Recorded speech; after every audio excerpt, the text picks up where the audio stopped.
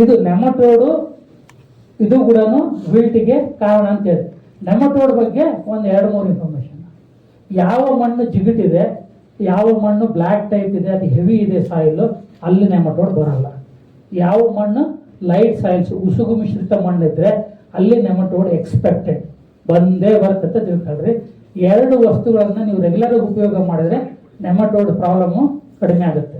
ಫಸ್ಟ್ದು neem cake. Neem ಕೇಕನ್ನ ಡಿಆಯಿಲ್ಡ್ neem cake ಅಂದರೆ ಪುಡಿ ರೂಪದಲ್ಲಿ, ಕೇಕ್ ಅಂದರೆ ಫ್ಲೇಕ್ಸ್ ಟೈಪ್ ಸಿಗುತ್ತಲ್ಲ, ಹಿಂಡಿ ಟೈಪ್, ಅದು ಬೇಡ, ಪೌಡರ್ ಟೈಪಲ್ಲಿ ಇರ್ತದನ್ನ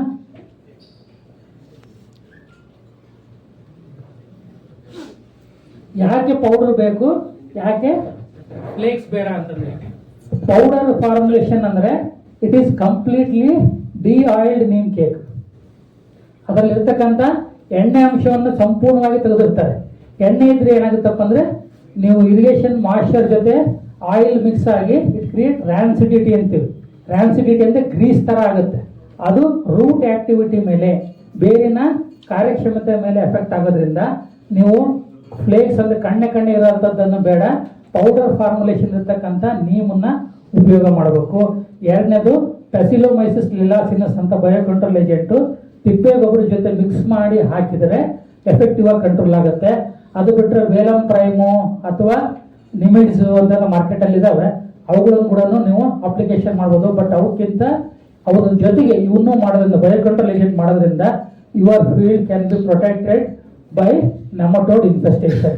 ನೆಮಟೋಡ್ ಮ್ಯಾನೇಜ್ಮೆಂಟು ಇದು ಕೂಡ ಲಾಂಗ್ ಟರ್ಮ್ ಮ್ಯಾನೇಜ್ಮೆಂಟು. ಇಮಿಡಿಯೇಟ್ ಆಗಿ ಒಂದ್ಸತಿ ಹಾಕಿದಂಗೆ ಹೋಗೋದಿಲ್ಲ.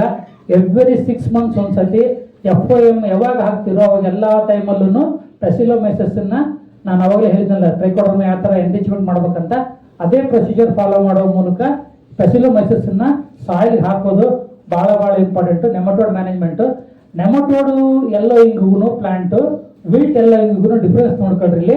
ನೆಮಟೋಡ್ ಇನ್ಫೆಸ್ಟೇಷನ್ ಆದಾಗ ತುದಿ ಮಾತ್ರ, ಎಲೆಗಳ ತುದಿ ಮಾತ್ರ ಎಲ್ಲೋ ಹಿಂಗಾಗುತ್ತೆ. ಜನರಲ್ ಆಗಿ ಗಿಡದ ಬೆಳವಣಿಗೆ ಕುಂಠಿತ ಆಗುತ್ತೆ.